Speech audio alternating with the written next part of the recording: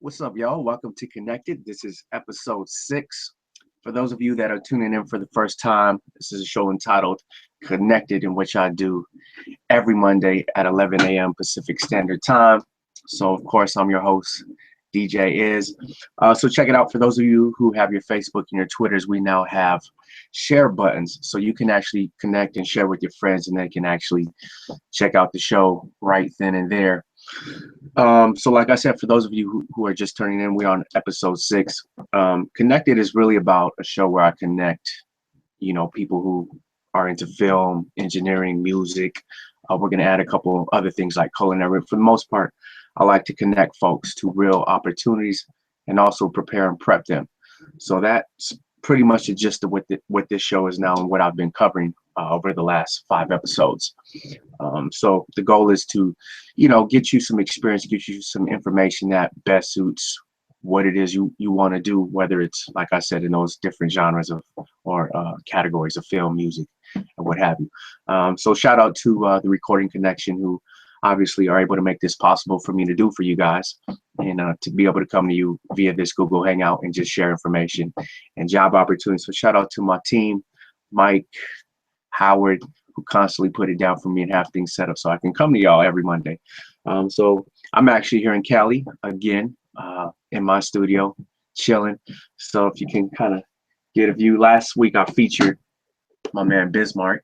All right, he was my co-host. So I think this week I'm gonna feature my man right here, Leatherface, right? Because when you're making beats in the studio, you want things to inspire you to really just kind of kill and smash, destroy. But anyway, so we're gonna get to the most important part of the show, which is the job opportunities, which I call grind ops, right? Grind ops is, pretty much opportunities for those of you who are looking to do things with, engineering, film, producing, songwriting. These are real opportunities that nobody has access to. So one of the things I always say on my show is that this world is super small, right? So everybody's trying to get at the same gig. Like, yo, man, you got, is anybody looking for a runner? Is anybody? Yeah. So, with this, it does make your world smaller, but it makes the opportunities a bit more tangible and possible for you to reach. All right. So what I like to tell you guys is to get your pens and pads out and take as many notes as you can. Jot down this information that I share with you. Now, keep in mind, you got to stay with me throughout the show, because later on in the show, you'll see a link on the right side of your screen, and that is the only way you can apply for these job ops. All right, so you got to stay connected, stay with me. Later on in the show, I'll be doing a Q&A too, to get some of your questions in, and hopefully I can answer them in a way that allows you to get the most information possible out of me. All right, so get your pen and pads. We're going to start off with these grind ops. So we're going to go to the grind op, first one of the day, and this is recording. Looking for a runner, full-time position at the record plant. All right, great entry-level opportunity. This is based out of Los Angeles, California. Shoot, I've been to the record plant many times. That's pretty much like a landmark studio here in California. Everybody's worked at the record plant. It don't even make sense for me to say any names, because it's pretty much everybody. So let me give you a little bit more info on that job op. So a runner, which is somebody who's obviously running errands, whether it comes to getting food, getting coffee, getting supplies for the studio. A lot of times you'll be pulled into a session because somebody needs something.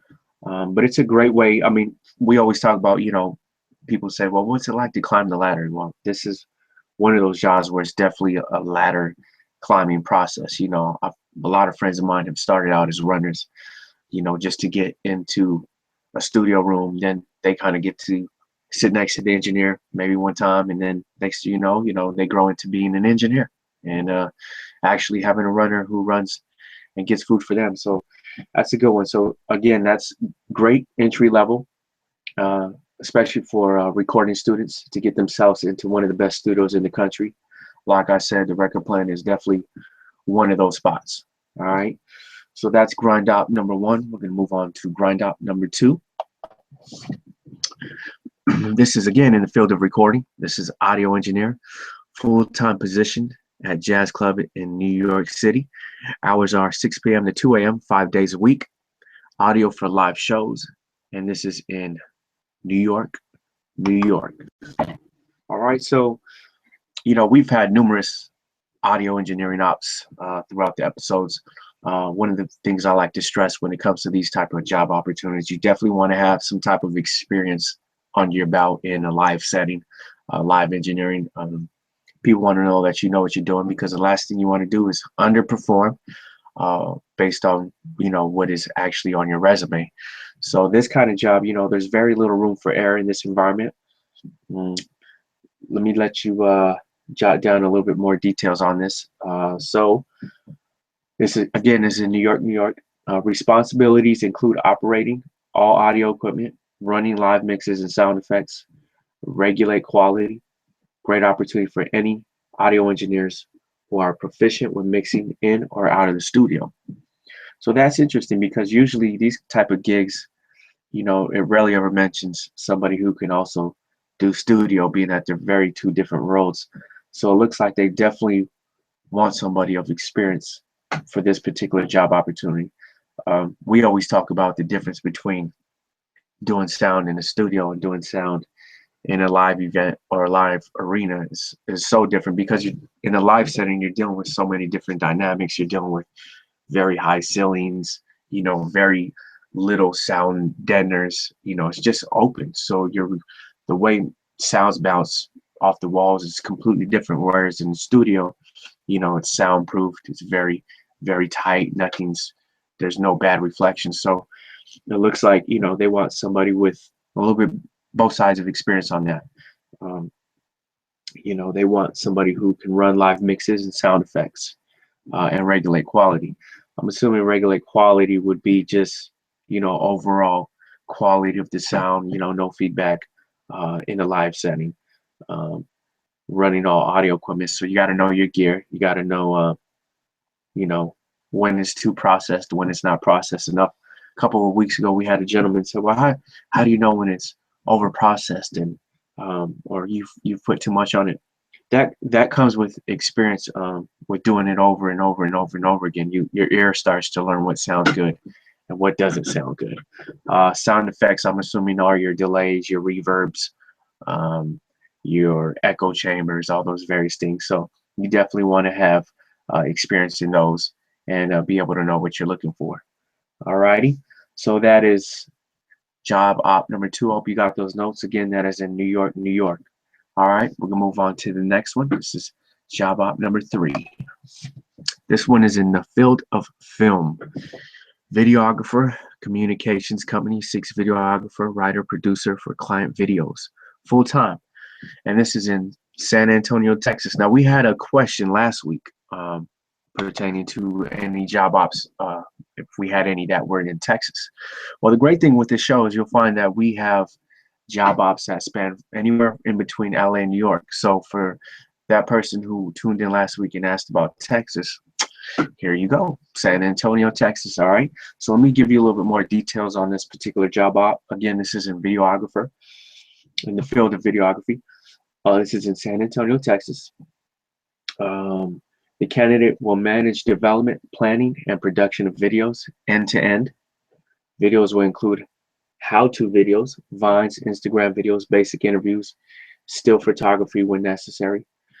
This is a perfect opportunity for any film student, graduate who has been creating their own content already and has some experience creating short form videos. Now, this is actually good to know, because I know with platforms such as Instagram and a couple others, they only allow you 15-second clips. And I learned that firsthand off of the last Usher tour I did, which was the UR Experience, where they were constantly shooting content, and they all had to be the most impactful content within 15 seconds. So that's taking your most explosive, most cool, most creative stuff, piecing it together in a way where it feels cohesive to whatever it is whatever is your theme is, and making an impact within 15 seconds, which is tough to do. Now you can compile a bunch of garbage in 15 seconds and be like, cool, it's 15 seconds, is good to go, but not necessarily. So you definitely want to have an eye for that. What I like about this is, looks like it's allowing you to be creative, right? Because it says creating their own content already for clients. You also manage development, uh, planning and production of videos. So you looks like you'll be putting the whole, what I like to call, storyboard together, as far as what the vision is, what are the different, creative angles, how we're going to shoot it, what does it need to feel like, what does the message need to be. So it looks like you'll be handling all of that from start to finish, as the notes say, from end to end. But it is a great opportunity for a film student graduate. So, which tells me, student film graduate, you definitely, you'll have an idea of what it is you're getting into. And you'll be able to rely on that information that you do have. Doesn't look like this is something that would be pertaining to anybody who just started. I wouldn't recommend it, but definitely for somebody who has some videographer hours under the belt. All right, so that's a great opportunity. Again, that's in San Antonio, Texas. So last week we had a gentleman ask us about Texas. So here you go, man. I hope this grind up is something for you. All right, moving on to number 4. Make sure you're taking your notes. Again, you'll see a link in just a few moments that allows you to apply for these jobs. So make sure you stay connected with us over there. All right, this is grind op number 4, and this is again in film of recording. All right, this is live sound engineer, 6-month gig running live sound for event venue, experience running live sound required. This is in Orlando, California. Let me see if I can give you a little bit more details on that. This will be responsible for setup and operation of live sound equipment during sound checks and performances, as well as client relations with performers. This is actually good, because what this tells me is that, sometimes I get people who say, well, what is it? Is it knowing how to talk to people? Is it knowing how to network? Is it, being at the right place at the right time? I always say it's all of the above. It's all of that. But what this particular one, the reason why I stress, networking and being social, is because with certain entertainers, you definitely have to know how to address them, and you definitely got to be a people person. And this particular job op mentions, dealing with client relations and performers. So it's always good to know what that environment looks like, how to engage your artists. You definitely want to be confident in knowing that you know what you're doing, but you also don't want to be too confident to where, artist feels like they can't approach you, or they can't kind of, mention their ideas to you. So you always want to be neutral in those situations. You just want to be cool. You want to be a fly on the wall. You want to be very assertive, very helpful, in those type of things. So you'll be responsible for setup and operation of live sound equipment during sound checks and performances. So setup could be anything from, setting up the rigs, miking, running cables, taping down cables, all of those things, and performances. So that's definitely something I would recommend you having a little experience in before jumping into this grind op. You don't, like I said, you never want to underperform in these opportunities, because these opportunities are such great opportunities. You want to be able to get in there and execute. Something I always mention on the shows. But yeah, it's definitely a great gig for anybody who's in Orlando. All right. And not in Orlando, Orland, my bad. Orland, California. I was funny because before I started the show, I was like, man, Orland, I've never heard of Orland. So this is in Orland, California. All right. So we're going to move on to our last grind op of the day. This is grind op number 5. This is in the field of recording again. Wow, man, for all you recording engineers, man, I hope we're making your day out there. All right. This is in the field of recording, studio manager. Top Washington, D.C. Recording studio seeks studio manager to run day-to-day operations. This is in Washington, D.C. What I can tell you about this one, uh, I've actually dealt with a couple of studio managers throughout my career, and I could say, the number one goal for any studio manager is to get traffic, right? Get traffic through the studio, get the studio working, get the studio paying for itself. A lot of studio managers I know have, brought on marketing firms and uh, pretty much anything that they can do to help drive traffic. Um, it is a great opportunity, however. You deal with a lot of different dynamics. You're dealing with uh, your day-to-day person, your your intern team, right? Your running team, your engineer team. A lot of relationships require building and studio managing because when your studio gets working, you want to be able to facilitate various needs from clients. So I would say the most important thing on that side is really you know having an array of engineer friendships that you can reach out to facilitate these sessions. Another important thing in studio managing is your techs, right? Because we know in commercial studios, a lot of the gear, especially vintage gear, might go down, might not be working, you might have hums or whatever. So you want to have your relationships with the techs as well, because like I said, the worst thing for a studio is downtime. You want to be able to get this gear up and running and fixed as soon as possible. So I would say definitely on the studio manager side, you definitely want to be a people person because you're going to be dealing with so many different personalities and dynamics, and it's really knowing how to navigate through those different relationships and address issues when needed. um, so some of the details for this one, make sure you jot these down. Responsible for maintaining all scheduling of staff, clients, and studio space, monitoring multiple projects, keeping time records for equipment, and meeting clients' needs, which is the most important thing. This is a real great opportunity for any recording student looking to get their foot in the door at a great studio, especially if they have any history of working the admin side of a studio previously. So again, this is another grind up that definitely requires some experience because it's asking for anyone that has a history on the admin side. And what's cool because you'll find that most studio managers are either guitar players or a musician of some sort. Um, and I've always said sometimes not everybody's going to have the greatest gig as a guitar player or a vocalist or any musician that can keep the lights on. So the cool thing with this is these are opportunities that still allow you to feel connected to what it is you love, whether it's music or film. You don't have to necessarily be a session guitar player to be around music. You can be a studio manager, and it still keeps you in the environment of music, creativity, and around your musicians. So that's a key thing, for those of you who are looking to, cross that bridge or, stepping stone to get to the next place. All right. Um, Again, this is maintaining all scheduling of staff. Okay, now that can be intense based on your studio's workflow. If you get all your rooms are booked, you definitely want to make sure you have staff on hand to facilitate, that type of environment. Like I said, you're dealing with runners, you're dealing with engineers, you're dealing with techs, you're dealing with, you know, uh, your person at the door, your secretary. Okay, monitoring multiple projects, keeping time records for equipment, and meeting clients' needs.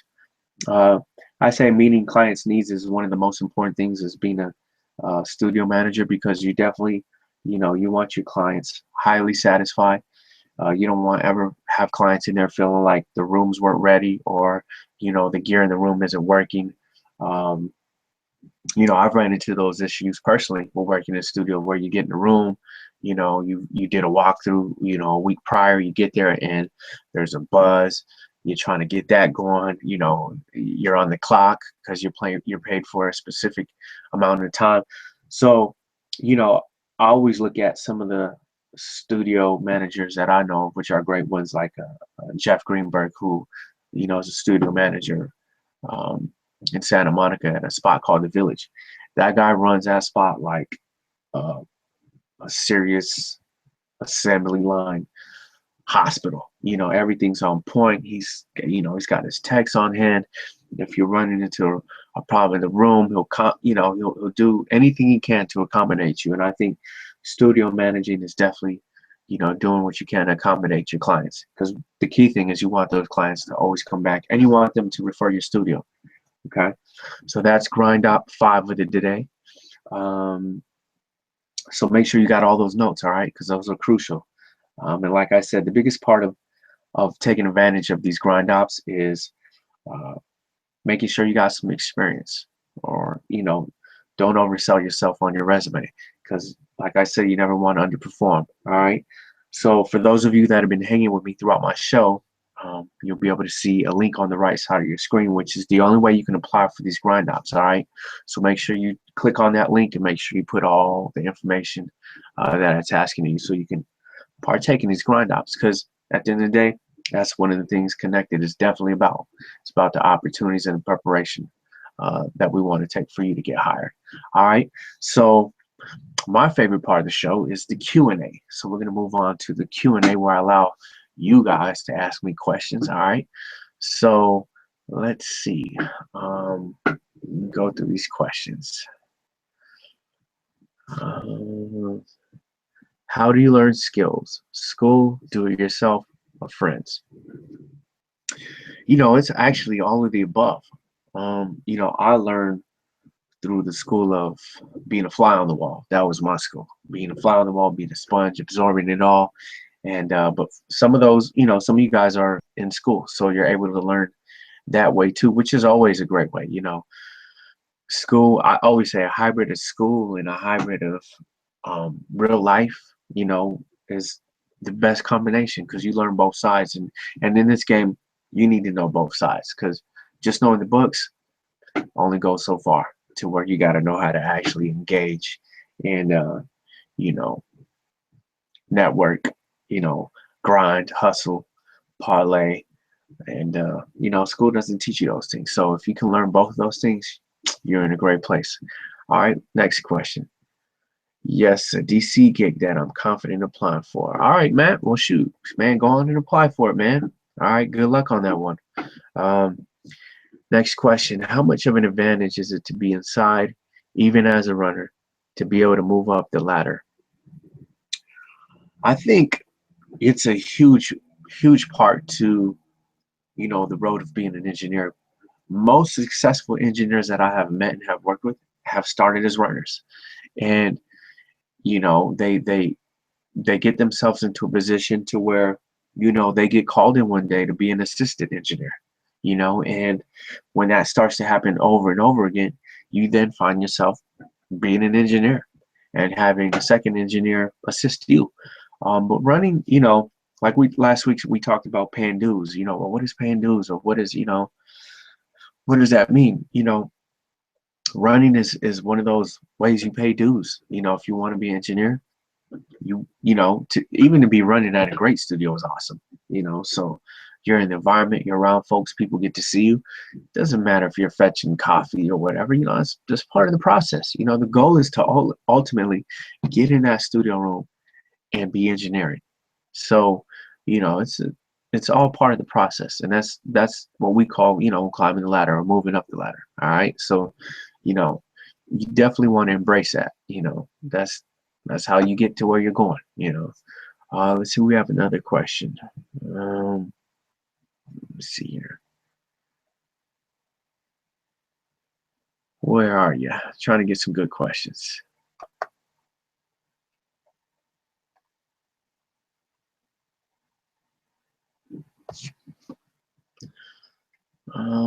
So I did mention that gig I thought was Orlando, Texas, Orland, California. So let's make sure I redo that too. That was the live sound audio engineering grind up. So that's Orland, California, just to make sure I got that right for you guys. All right, we got a question here. What was your big break? That's a tough one, because I gotta think, like, so far back. I would say my first break was I started playing drums when I was 5, and my dad was a keyboard player, and he would sneak me and my brother into his gigs on their downtime.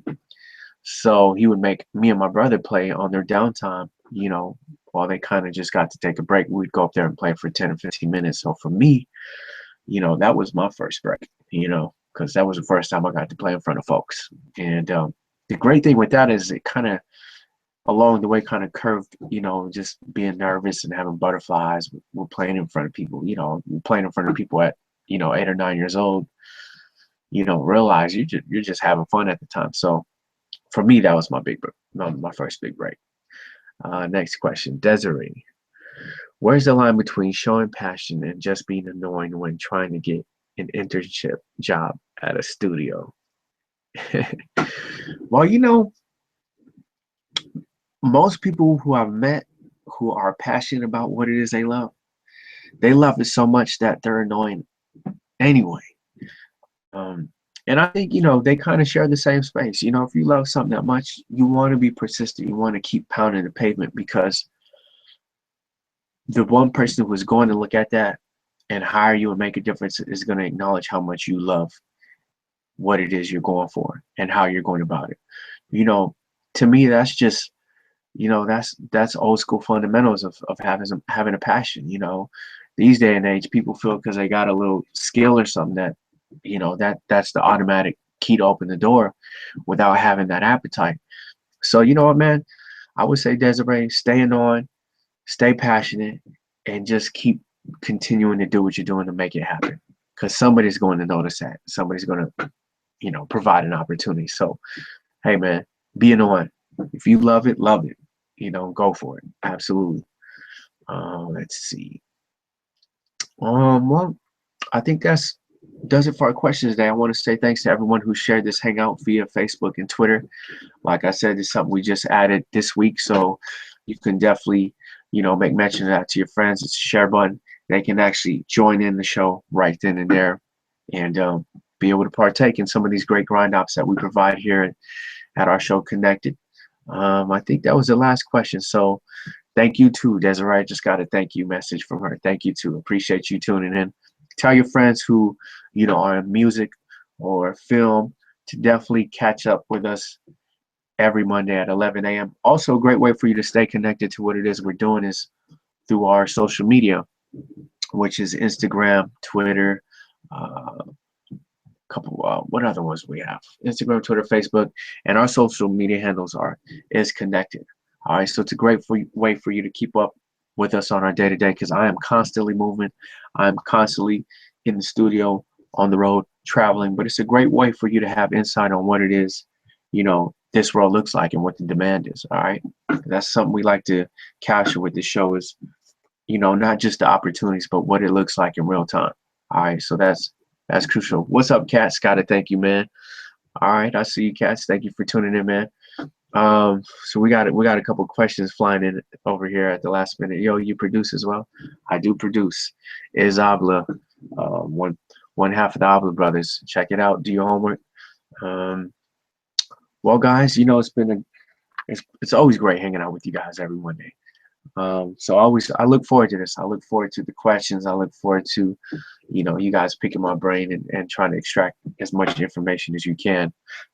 Again, shout out to the Recording Connection. Without them, this would not be possible. Without my team, Howard, Mike, Brian, this wouldn't be possible. So much respect to you guys. Appreciate you all.